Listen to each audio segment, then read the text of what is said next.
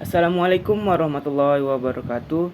Perkenalkan, nama saya Syafiq Ramadan. NIM saya 2205020100. Baiklah, di sini saya akan menjelaskan tentang teori kebijakan publik.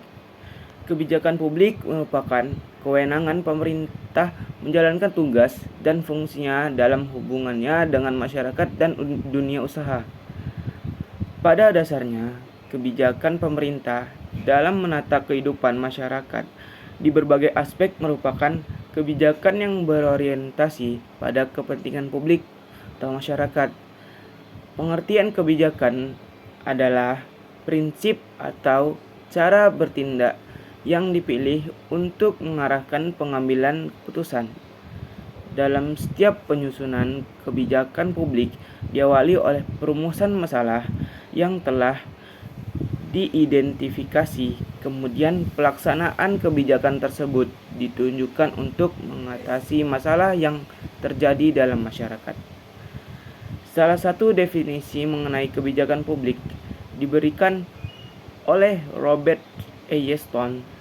Robert Easton mengatakan bahwa secara luas kebijakan publik dapat didefinisikan sebagai hubungan suatu unit pemerintahan dengan lingkungannya. Konsep ini mengandung pengertian yang sangat luas dan kurang pasti karena ada yang dimaksud kebijakan publik dapat mencakup banyak hal.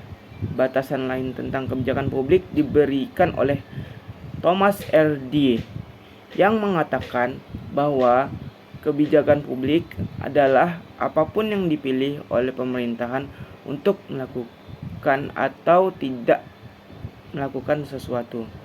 Ada 4 elemen utama dalam kebijakan publik, yaitu 1. Input adalah hal-hal yang mempengaruhi kebijakan publik seperti manusia, pengetahuan dan teknologi, informasi, serta nilai-nilai yang berlaku di masyarakat.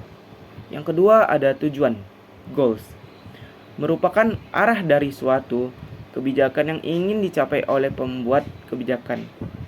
Yang ketiga ada perangkat, instruments, alat-alat yang digunakan dalam menjalankan suatu kebijakan.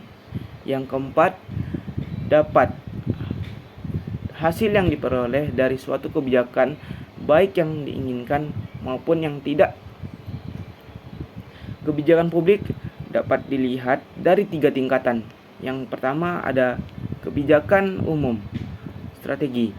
Tingkat kebijakan umum merupakan tingkat yang lingkupnya berupa penggarisan mengenai masalah-masalah makro strategis guna mencapai idaman nasional dalam situasi dan kondisi tertentu. Yang kedua, kebijakan manajerial. Kebijakan manajerial merupakan penggarisan terhadap suatu bidang utama pemerintah. Kebijakan ini adalah penjabaran kebijakan umum guna merumuskan strategi administrasi publik dan prosedur dalam bidang utama tersebut. Yang ketiga, kebijakan teknis operasional. Kebijakan teknis operasional meliputi penggarisan dalam satu publik dari bidang utama di atas dalam bentuk prosedur serta teknik untuk mengimplementasikan rencana, program, dan kegiatan. Contoh kasus yang bersangkutan dengan kebijakan yaitu contoh kasus Nazarudin.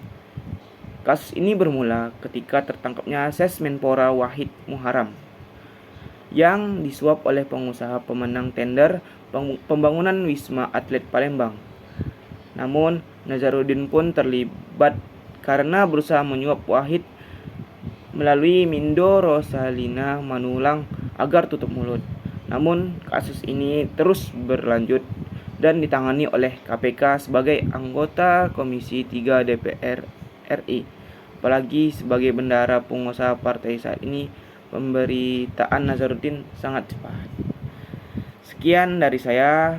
Mohon maaf jika ada kekurangan. Saya tutup. Wabillahi taufiq wal hidayah. Wassalamualaikum warahmatullahi wabarakatuh.